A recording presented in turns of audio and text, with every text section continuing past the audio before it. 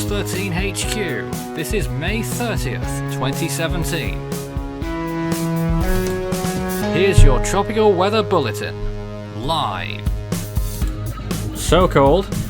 Well, it did say the 27th on there, but it is actually the 30th. You've not been under a misapprehension on that one. This is Force 13 Live, and we've decided to do our Tropical Weather Bulletin live for this next hour. My name's Nathan Foy, and I'm joined by the Skype team, who are somewhere in the room right now, and we are looking at this. But first, let's introduce the Skype team. We are joined by David. Hello. Hello. Isaac. Good evening. Hello. And Hank has also joined us for this live event, which has been rather impromptu. But we are doing it for this next hour, and we're talking about this cyclone here, Cyclone Mora, which has been developing an eye in the last few frames as it approaches landfall, which appears to be very close indeed. Yep. I had a feeling that something like this could happen. And it appears that it actually is at this point, which obviously is not good. The storm has already been deadly. I believe it's already caused at least 177 deaths in Sri Lanka alone from flooding and landslides there. That was the precursor system at that as well. Yeah, it was. So this storm has already been. And you look at this right now; it could be devastating. I found a baffling stat from earlier today. I know the first thing you're going to say, but I've got to tell you. Since 1960, the average death toll in the North Indian Ocean per year is 17,000 per year. Wow. Yeah, wow. That's the average. It's not good. That's terrible. Hopefully this storm won't help this season live up to that. But, I mean, it's trying to intensify really quickly before landfall, and I had a feeling something like this might happen. But I'm thankful that this didn't happen last night, because if it did, if this happened last night, then we could possibly be dealing with some sort of a stronger system, maybe even a category 3 or 4. Well, you saw some of the model runs. Yeah, I think the most I saw was like a Cat 2 from the HWROF, but that was about it. I think there was a GFS or something that did, I think, something in the 950s even. I'm not sure. Possibly Cat 3, but... Yeah, well, GFS always overdoes the pressure estimates, so I don't just rationalize it. But this isn't good. Well, there we are. There's me up in the top left-hand side of the screen, in case you did want to see what I was doing, which is not much at all, apart from presenting. And the Skype room at the bottom right-hand side of your screen there. And we're going to be talking about this storm. We've also got 2 invests active elsewhere. Invest 95W, which what's it doing right now? Dying. Dying. And we've also got Invest 91E, which of course is what people are getting a little bit giddy about, because I think it's now up to 60% in the next 5 days, if I'm not mistaken. I think that's what the NHC said. Let me just check up on that really quickly for you. Yes, 20% in 2 days. 20 now. 20 in 2 days and 60 in 5 days. So that's what the NHC is saying about 91E. Excellent. I don't know if you guys would like to screen share any different imageries of this storm or anything. And by the way, it's pretty close to, looks like the landfall area is very close to the border between Myanmar and Bangladesh. And not many models had it on that side, on the eastern side. Most of the models initially were going with the western side of the Ganges River Delta, weren't they? Yeah, I've been seeing lately in the trends, some are going into Burma and some are going into eastern Bangladesh, so now it's looking like it's going to make a landfall. Like, let me just look at this other image. That's not going to. Yeah, it looks like it's probably going to hit right on the border, or maybe just barely in Bangladesh. But that honestly does not matter. What matters is that this is obviously a cyclone heading for this region of the world, which tends to be, and cyclones in this region of the world tend to be pretty bad. Let's be honest here. I hate to say it, but this is probably going to be There's probably going to be a pretty high fatality count in this area. Not saying this is going to be anything like, in the hundreds of thousands or even tens of thousands, but still, any death is not good.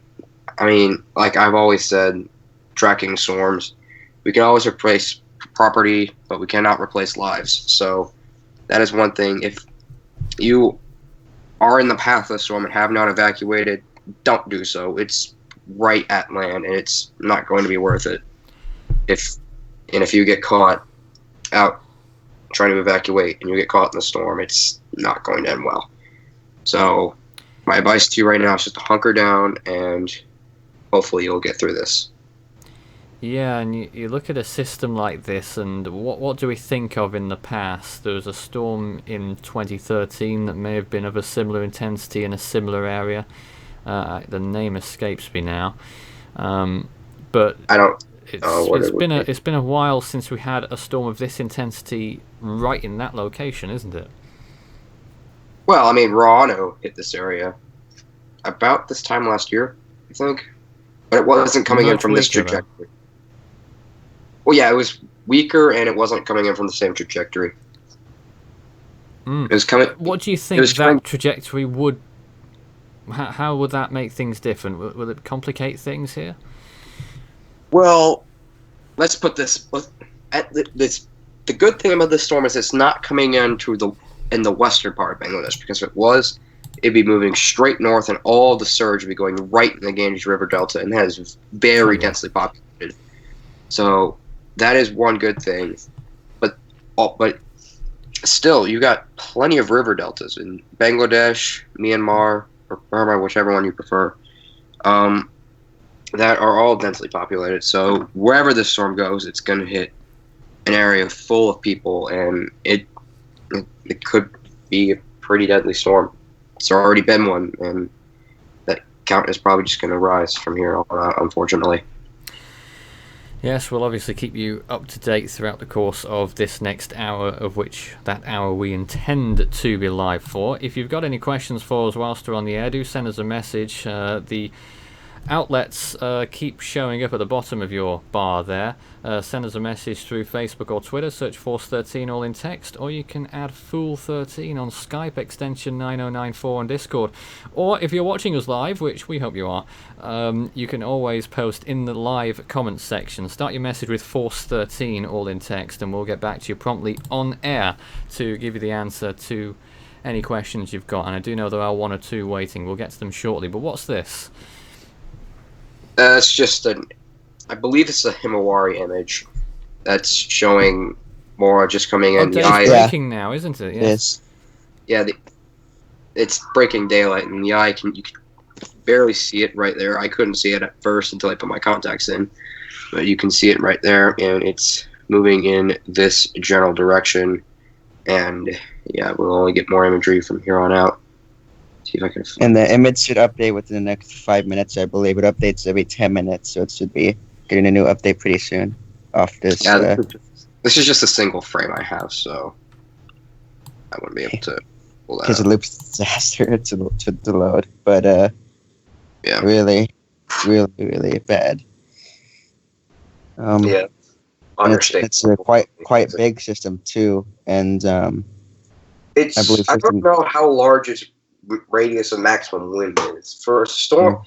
The CDO looks to be relatively small, but it could. But I don't know. Tropical storm force winds could extend it quite a ways. Let me just go back and see if I could find the extent of tropical storm force winds. Here's the latest image.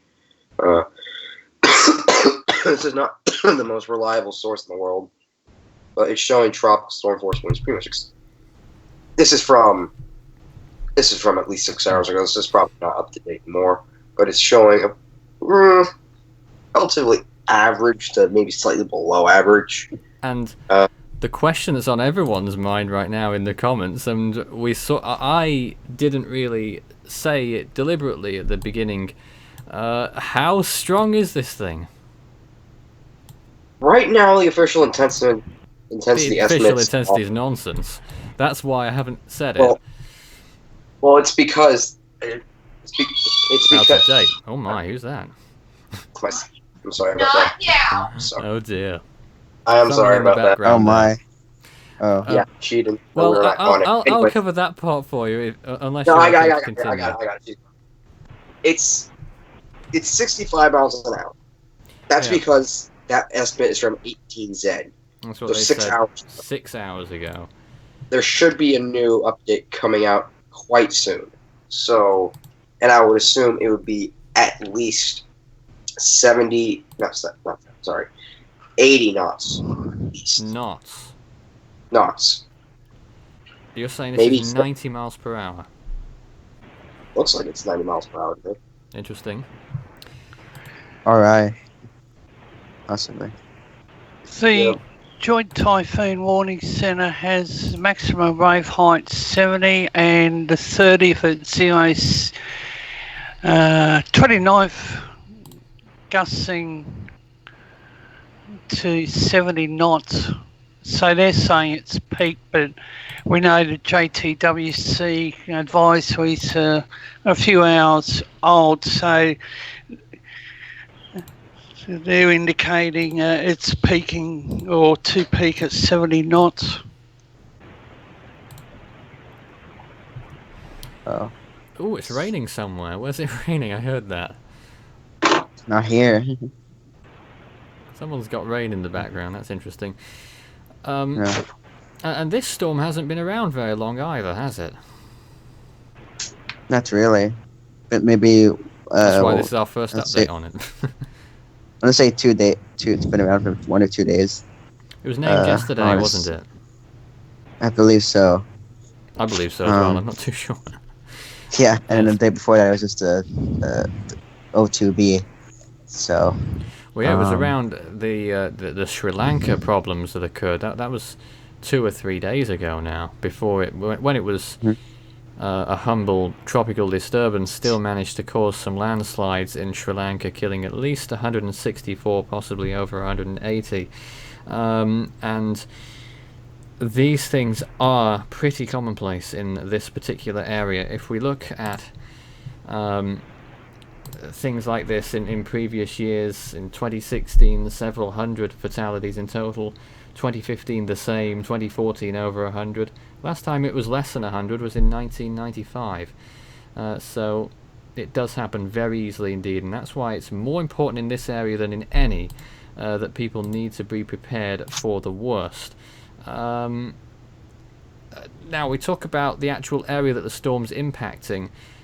I don't know if you guys know much about the area that it is impacting right now, but if it was to make landfall just on the spot there near where it is right now, is that a sparsely populated place, or are there a lot of people there?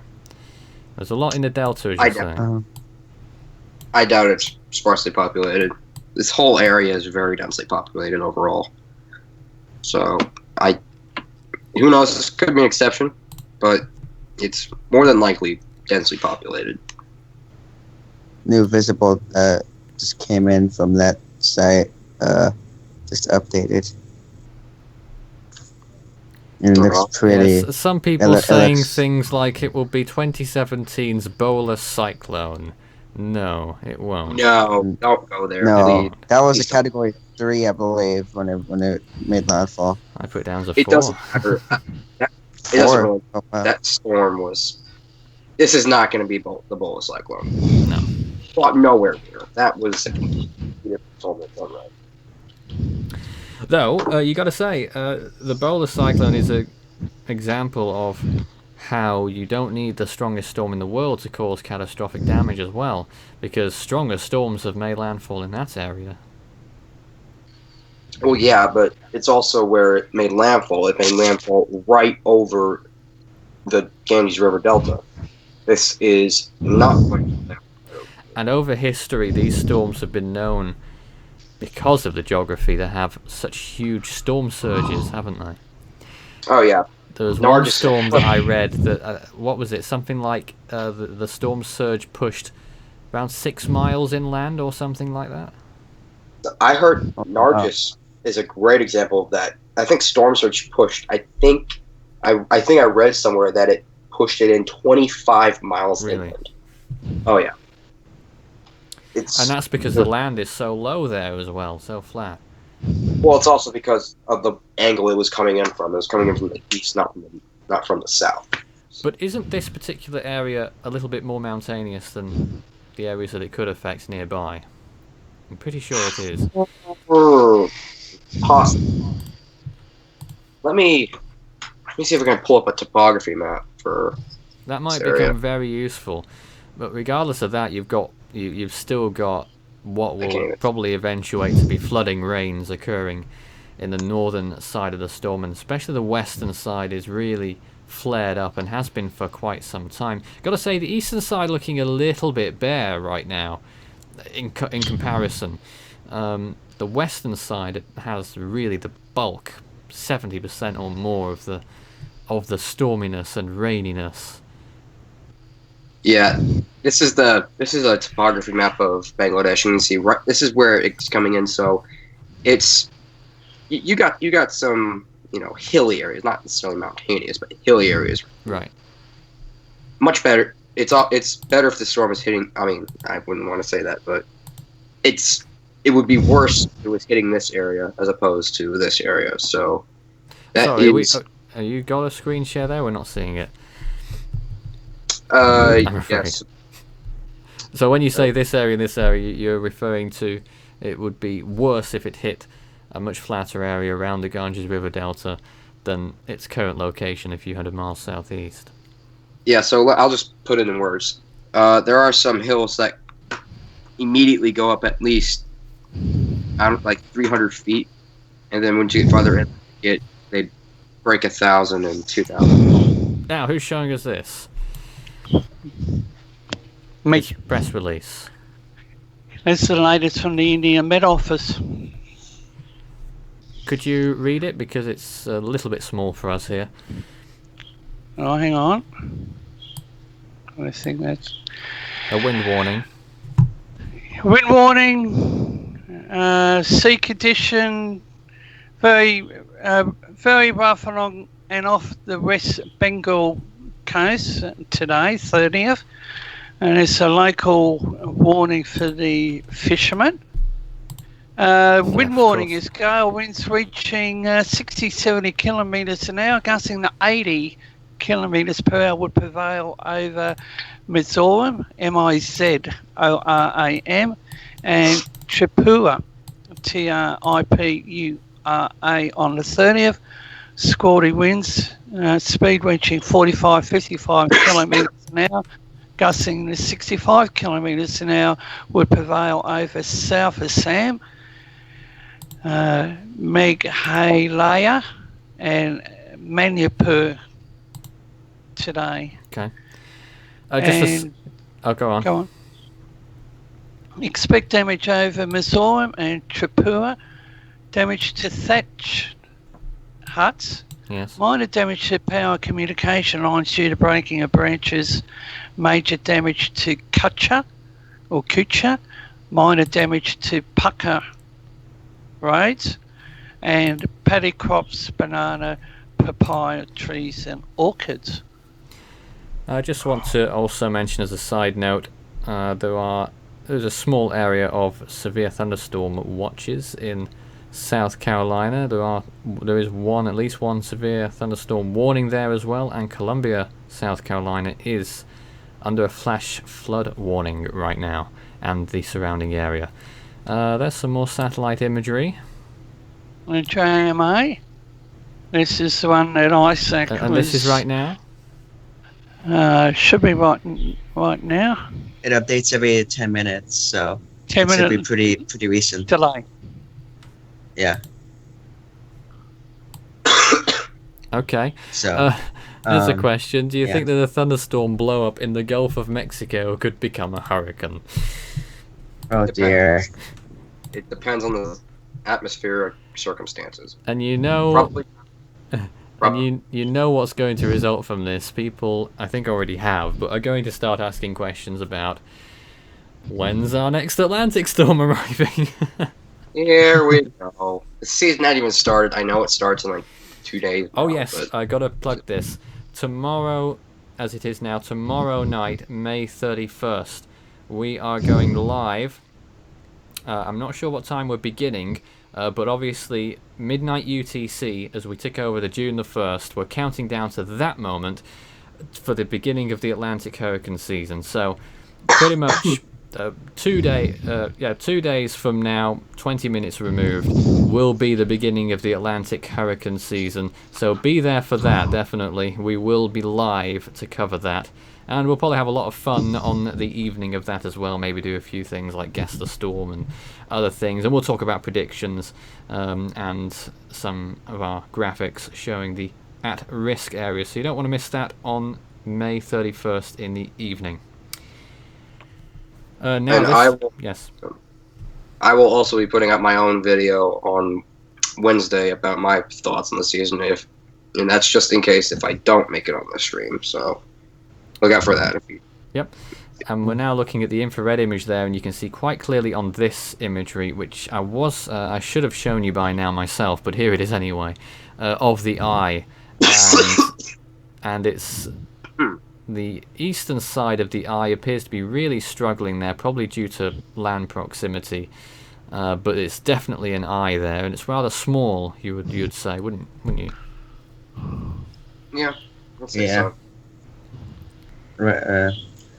And you got We're really close to landfall. You got to think if it wasn't for the land there, it would probably have no problems at all, intensifying rapidly here. Yeah. As you so.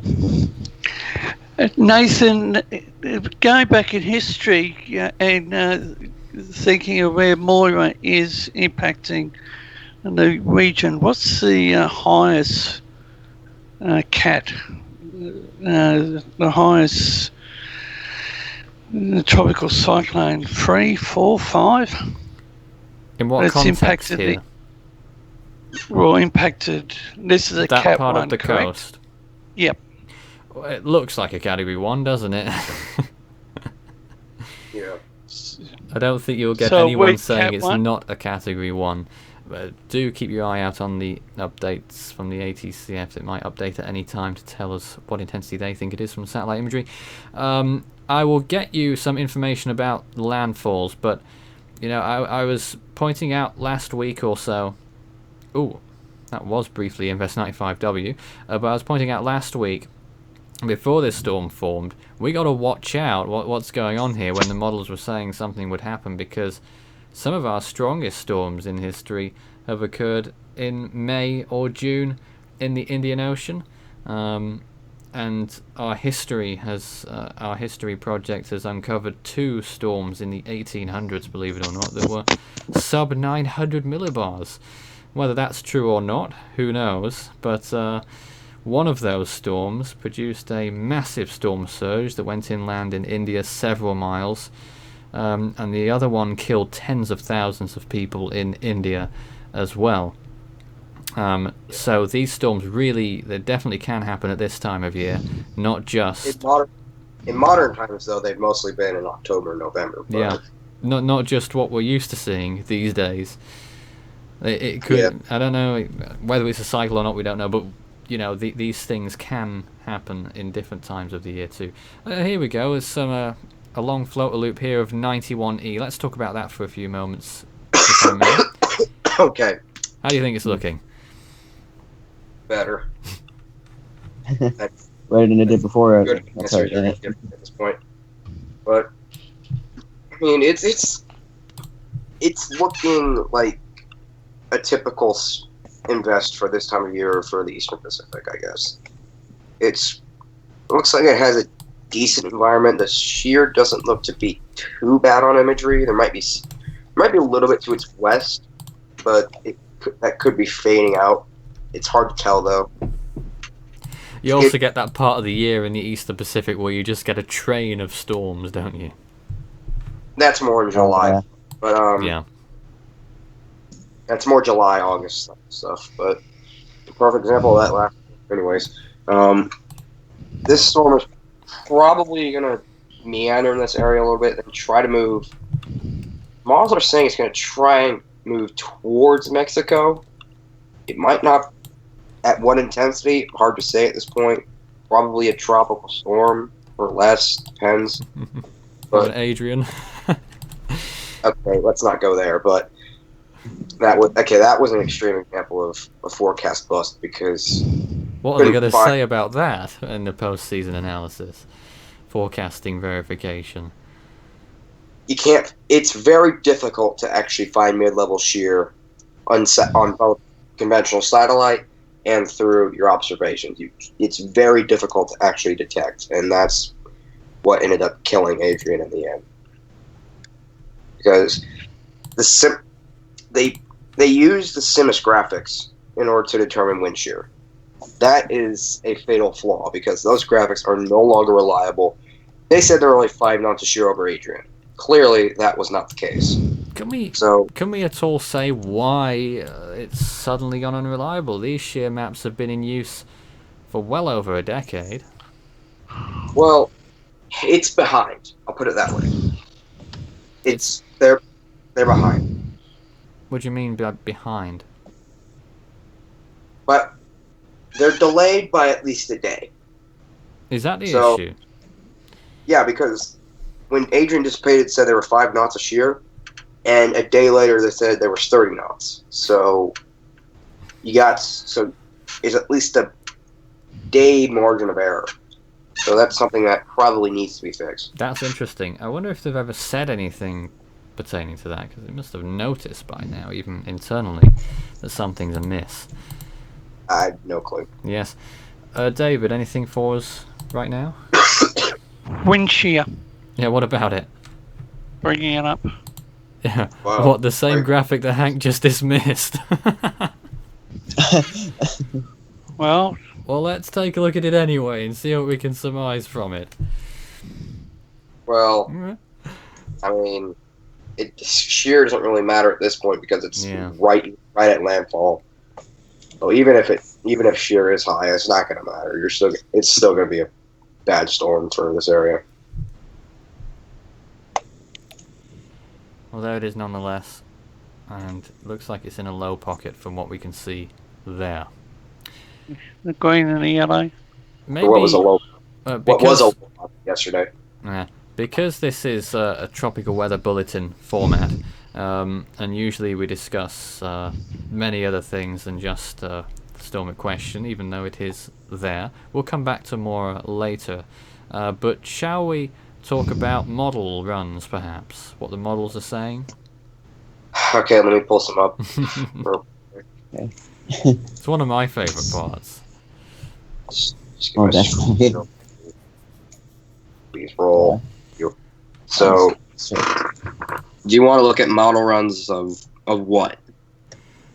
Just of the main basins of where we'd expect to see activity right now. So maybe the Western Atlantic there, and the Eastern Pacific. Yeah, that view that you've got there will do nicely. Yeah, I'll start with the EPAC. Yeah, that's the wrong one. So this is the Eastern Pacific, and that's still the wrong one. There we go. So that's the EPAC model run for the GFS, and this is 90. This is where 91E should be. Yep. It's not really excited about development. No, it really isn't. That's one thing to keep in mind. I know ECMWF is one that does develop it. That might be an Atlantic thing. I don't even know anymore. ECMWF, yeah. Well, not really. That's still only barely a TS, if that. That's probably a depression because you don't have the yellow contours in here, so it's probably a depression.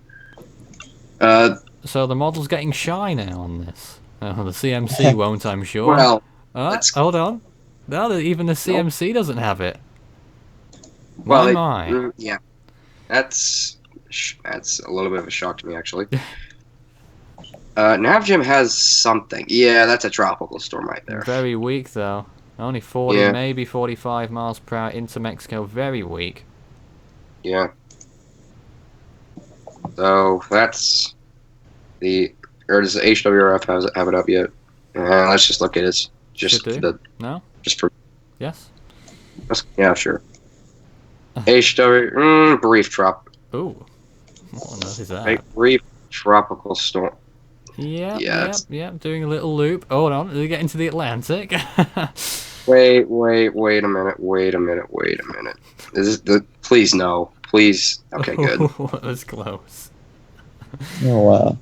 Okay, so Atlantic, here we go. So Hopefully we'll get nothing. If the if you Moles see aren't a keen on drop, the Pacific, then surely they're not going to have the Atlantic development. you never know. Hey, look at last year. Didn't have an East Pac system until '01 he doesn't count. They didn't have a system until July, but Atlantic was at Well, blossom by they had the El Nino hangover, didn't they? In the Pacific. sure.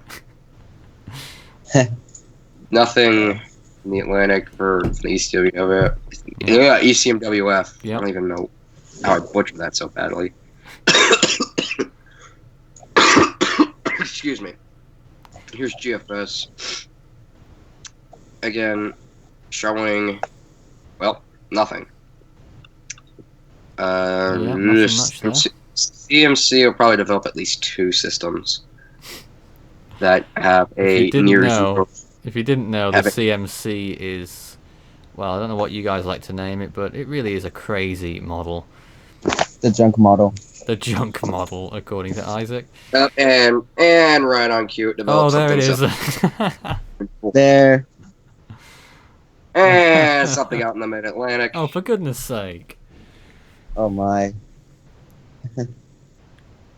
It's And those is that two what's are- left? Hold on. What's left of Beatrice entered the Gulf there as well, I saw. I hope not. If assuming that it's Beatrice. Hold on.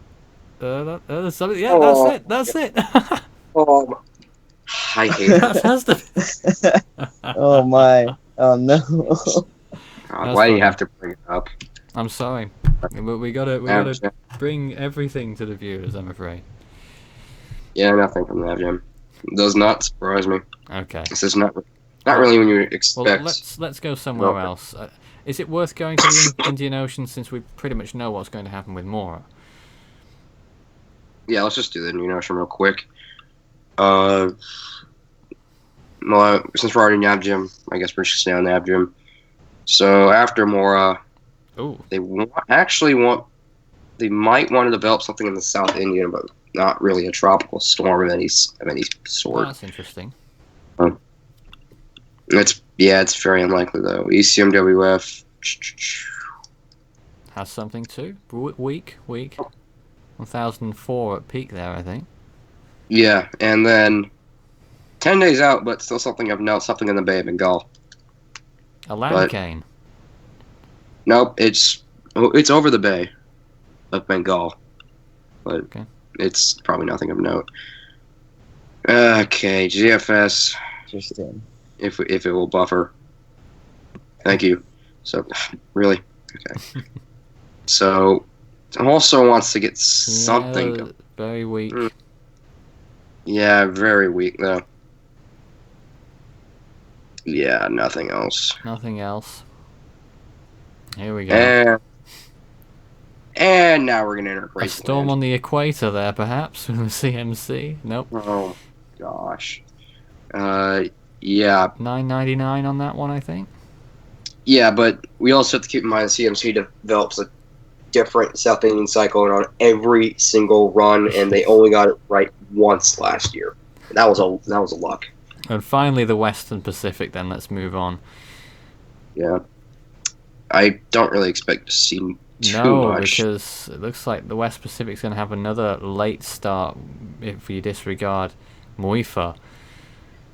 Yeah, maybe something. There might be something to try to get going But on. I've got to point out we are pretty close to 2013 on the analogs right now in the Western Pacific, and 2013 had a very slow start too. I think its second storm only arrived in June, and it may well happen again this year. Now, I'd be careful saying that, Nathan, because if you say that, then everyone's going to automatically assume that we're going to have another high I end, just got to and we say it. We could have anything. probably not going to have another high end. Hopefully, Well, not. in my opinion, I think a high end could happen in any year, to be honest. Well, yeah, but Let's it's give it the right conditions, unlikely. The right conditions. Yeah, you know. Eastern WF might have something trying to get going south of Japan in about 5 days, but latitude. yeah, that's about it. Yeah, interesting. Uh, But yeah, Westpac TFS. watchers looking pretty quiet still. Everyone's going Yeah. stir crazy around the world. The slowest 5-month start to a year in terms of ACE, accumulated cyclone energy, which in my opinion is the most accurate way of measuring storm activity. The quietest first 5 months since 1960, which is a very long time. And we barely had the satellites up in 1960, so who knows, it could have been a busier year than what we're saying it is. Yeah, it's just been insanely just dead this year. Remarkable. There's no better way to put it. It's just been dead. And yep, that's about it. Looks like it's gonna be dead for another 2 weeks. Another 2 weeks. That's fun. Well, In July, we're probably gonna start seeing more activity. Maybe later in June. Well, I'm disappointed to see that 91E is not going to do anything according to the models. Shall we take it back to Mora then in that instance? Which is... Yeah. I just want to point out sea surface temperatures must be bathing in very warm waters over there. Very likely to do so. I think it's like 31 or 32 C. That's all I'm Yep. saying. Oh, jeez, that's like 30. Yeah, Oh, that's 32 gosh. degrees Celsius. 31, Oh, 32. wow. That could explain the rapid intensification. That explains everything. Attempted rapid intensification. Jeez. Like, that's Very warm. insane. Let's be honest. Well, I mean, it's not uncommon, but it's still I like... guess it's what you'd expect when we're in a storm drought. Well, yeah, I mean, it is a little bit above average, but Not by It's- much. yeah, it's not by much. So it's not too out of the ordinary. But if we are looking at sea surface temperature anomalies, Yeah. I'm going to go off a bit of a tangent here. Look at the main development region. No, I did think we should talk about this a little bit. Okay. Take a look at the main development region for a little bit. Of the That Atlantic. is a big, yeah, that's a bit concerning for me. In fact, it actually shows up a lot better on this other graphic. 1 second, let me just pull. This might take a little bit longer to pull up, but just bear with me here. Look at the main development region. Yes. That's concerning for me, to say the least. I've got to say, the graphic you've got there and the graphic that you just showed us, it showed the northwestern Atlantic being much more of a warmer anomaly than what it's showing on the latest map. It's 2 Celsius above normal, and this one's saying... Now, yeah, that's a little bit odd, but Interesting. yeah. But But- tropics really is where it counts, and the Gulf below average, and the Bahamas area below average too. Well, I mean, once we get to August, it's going to be plenty warm to support hurricanes. Yeah, sure. So- But what do you think? And what do you think about the Pacific right now? Is the not La Nina, but the cooler water? Are they still trying to push through under the surface, or? I think that a negative PDO is trying to develop, and that's basically this little horseshoe off the west coast of North America that looks to be going to be below average, so cooler anomalies. That's unfavorable for Eastern Pacific activity, but favorable for Atlantic activity. Right. Here's a When rule was of the thumb. last time we had one? 2012, I believe. Right. Maybe Active 2013. But I think 2013 flipped at the last minute. But Right. here's just a quick rule of thumb: if something's favorable for the Eastern Pacific, then it's unfavorable for the Atlantic, and vice versa. So that's just a quick rule of thumb right there. Yes. But not all the time, but it's pretty much set in stone right there. You'll also note that there is, this will be point blank, there's no El Nino here. I'm And sorry. it's very rare that either the Atlantic or the Eastern Pacific beats the Western Pacific in named storms, but it can happen on the rare occasion. Atlantic it happened in 2010 and 2005.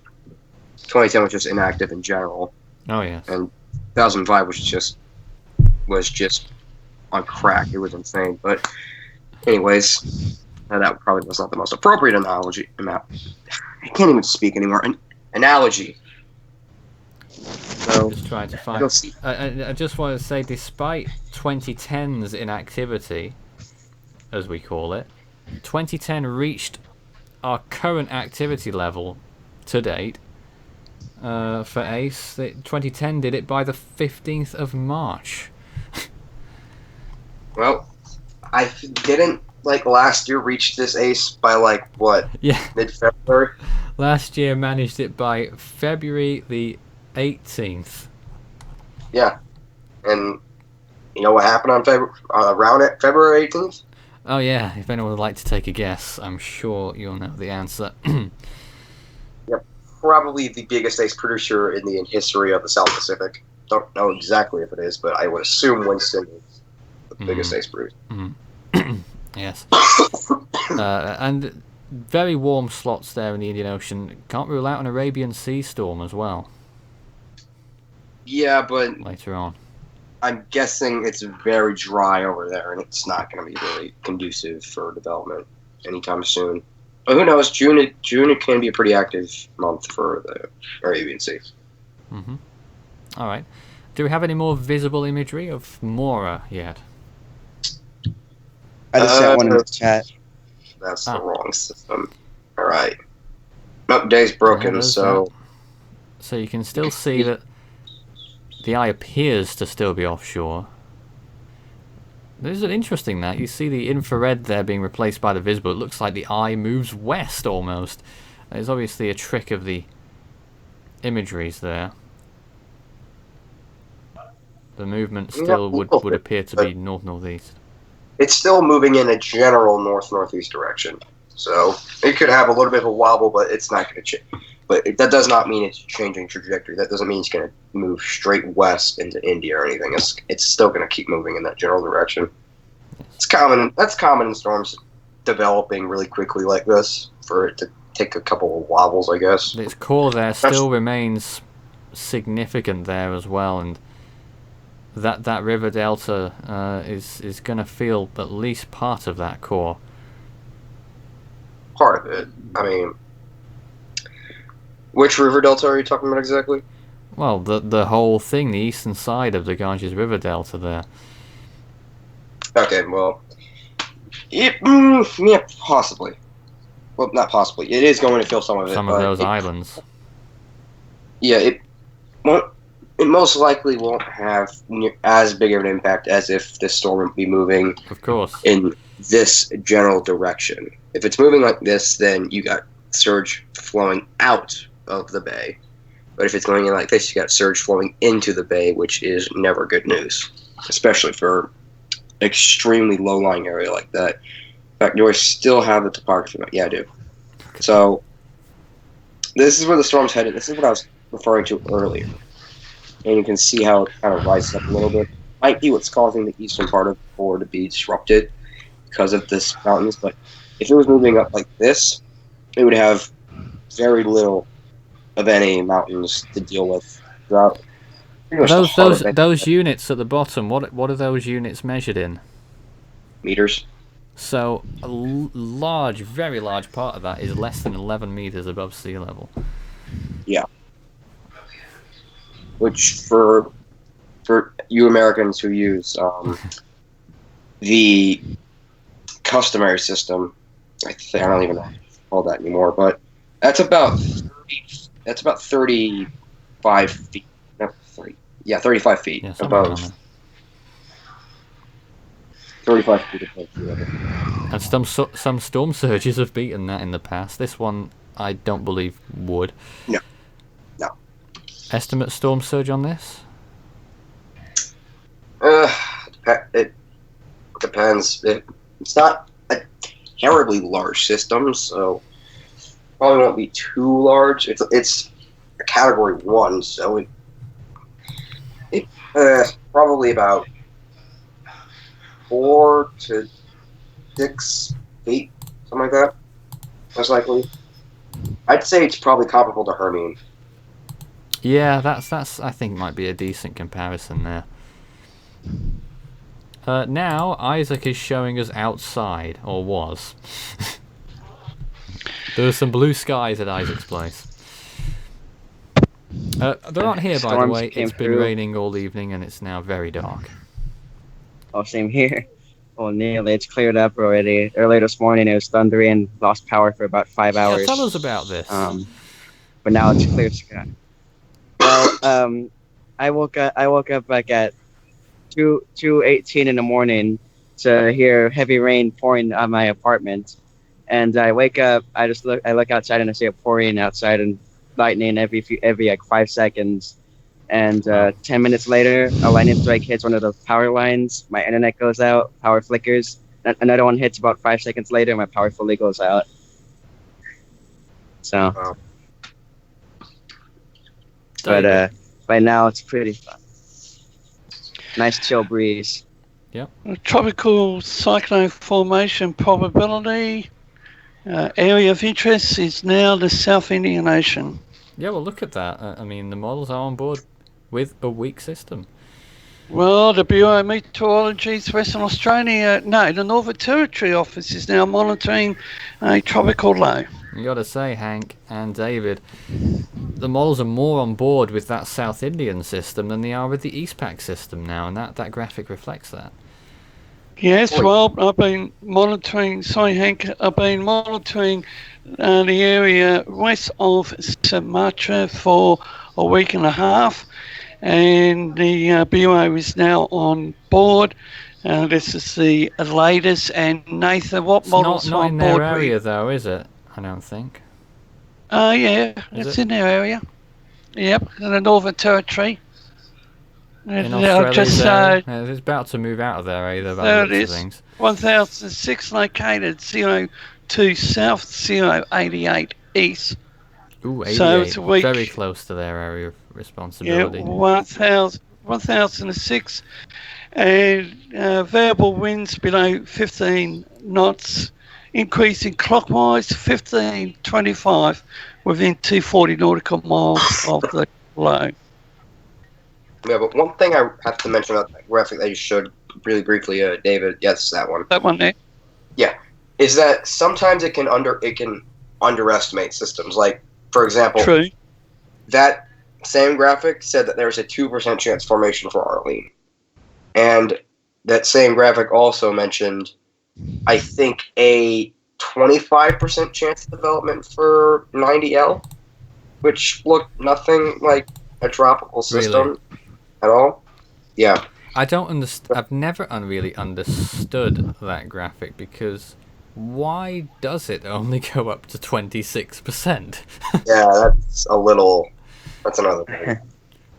Why does it not go But up to it's just 100%? no. Well, no, it's got to be asked that question because Well, you can it's do it, one of the. I'll get Jason to. Oh, he does have communications with Noah at times, doesn't he? Yes.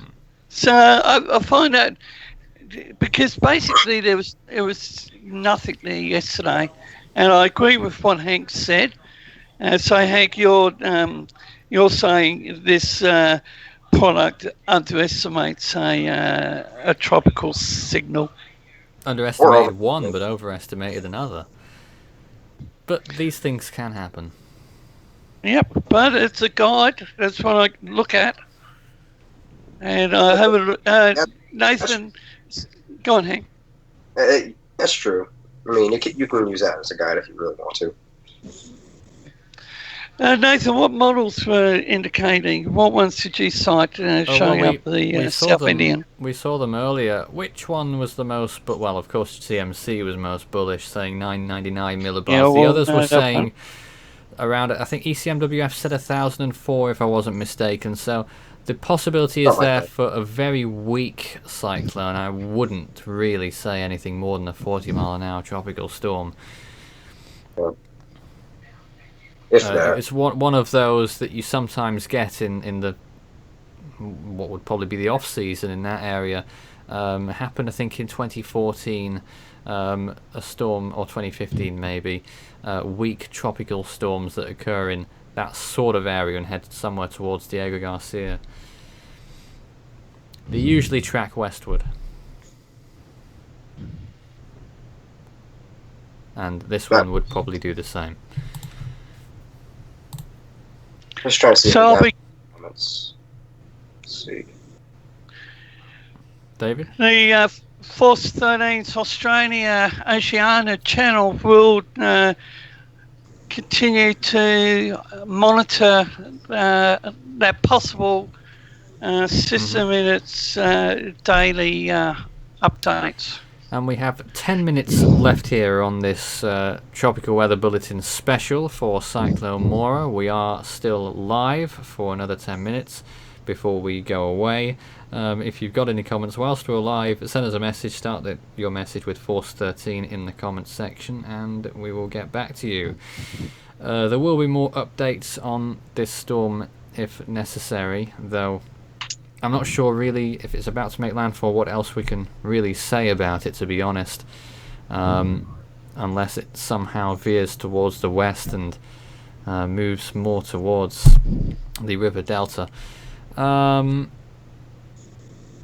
So yeah, that's that basically. So Moira is heading in a northerly direction. Well, it's difficult to tell right now. It's somewhere towards the north. I mean, satellite imagery can be deceiving. It's moving in a north-northeast direction, basically. But then again, I said the same thing about Debbie, and look where that got us. When did you say that? Well, I wasn't on the stream, but I thought that. So, if that means anything. At which point? New image off the Mora. I honestly cannot tell you anymore, man. It's probably... I don't even... When did it hit? April? Late March? I don't Late even remember. March. Now, there's some later frames of Mora right now, and if you guys are looking at it with me, the eastern side of the eye is flaring up, and it looks like the eye is going to disappear again underneath those new convective towers, and maybe that might be it. But it does appear to be at least moving due north now, and possibly a slight westward element in that latest frame. Maybe it wasn't a trick of the visible imagery just coming out. I'm looking at infrared and it does appear as though it may possibly have a slight westward tinge. I really don't think it has an eastward element anymore. I think it's either due north or just a few degrees more west, and it hasn't made landfall. It concerns me is that eye wall is blowing up, but that also means the eye is suffering. But the fact that the eye is suffering doesn't matter at all, because if the core of the storm is very good. It's intensifying, and that sometimes could cloud the eye over. But don't always pay attention to the eye, because normally when the eye does cloud over, there is some sort of convective burst going on around it in the eye wall. So that is obviously not a good. This is the worst time for something like that to happen, when it's right next to the coast there. Yeah. Obviously. Do we have any comments? Nothing really at this moment in time. Matthew Smith asks if the wind speed is 63 miles an hour. It is not. We don't know exactly what the wind speed is, but estimate. I'd go with 90 right now, Hank. Would you? 90 miles an hour, yeah. So this is pretty serious. I don't know when the last storm of this strength hit this area. Do you? 2009, I think it was. What is it now? It was a storm that started with an A. I don't remember exactly what it was. Yeah, it's on the tip of my tongue as well. Adney or something like that. Agni. Agni rings a bell. I don't even know.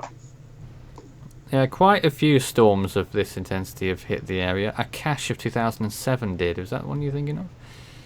It was in 2009. That's all I remember. Oh wait, Acne. That was the storm that was like near the equator. Wow, I was way off. Oh, of course. Okay. Is it Alia or that's it. AAILA? Yeah, it's that. Yeah, that peaked at 17. That one hit western Bangladesh, though. Yes, that's what I was just saying. A cache of 07 would have been the nearest example, I think. There was one in 1998 that hit the area as a Category 1. There was, let's see, what else did we have? Yeah, Cash is pretty close to that. 1997, in May, Category 4 landfall in that area, right over Chittagong. 1990 what? 97. Oh, well, how many storms were there in 97 exactly? Too many in the Westpac. Well, There's another worldwide, image of the visible nation. Ah, Let's see. I'm I have unable to BOB get that to the one. stream. See, I have BOB, darn. and that means nothing. I can send a link if you need. It would have to be screen shared. Darn it. But this is the I can't latest screen infrared share already. image of the storm, and we're going to leave in just a few moments. We've spent an hour here discussing it, and I think that's all we really need to do at this point. So I'll go around the three of you, beginning with David. Anything you'd like to end on here? Not really. I'll be focusing on the system over there in the South Indian Ocean, but it's been good to be part of the broadcast. Hank? And I'm seeing your picture, Isaac. If you're in the path of the storm, don't evacuate. Bunker down. You'll get through this. And Isaac, you have the final word here. Basically, the same thing, and stay where you are. Don't go anywhere. If you go anywhere, you might risk your own life if you do that, because I would imagine there's probably being a lot of flooding over there right now. And in fact, is nearly... Yes. Looks like to be nearly on shore right now. I can't tell if it's on yes, shore or that. barely. Yeah, I don't know if it's on shore or if it's barely on shore, but it's there. And just stay where you are. You'll get through it, just like Hank said. And just stay in there until it passes, and then after that, you can assess the damage and check on your loved ones later on. But right now, we need to stay put where you are and stay there until it passes. Which it will do very soon. It'll probably weaken quickly as well, won't it? But that's it from us for now during this hour-long live event. A rather impromptu one at that, from beginning to end. But we are delivering the news nonetheless, and we hope it was informative and helps you in some way if you're in the path of the storm. And of course, follow the advice issued by your local authorities. And stay safe out there as the storm continues to move inland, or is about to, with winds we expect of around 90 miles per hour. That's an estimate at this point, but it's certainly a pretty strong storm, the strongest to hit the area since at least 2007. That's all for now. We'll see you again soon. This is Force 13 Live, was a special tropical weather bulletin on Cyclone Mora. We'll see you again soon. Good night. Stay safe.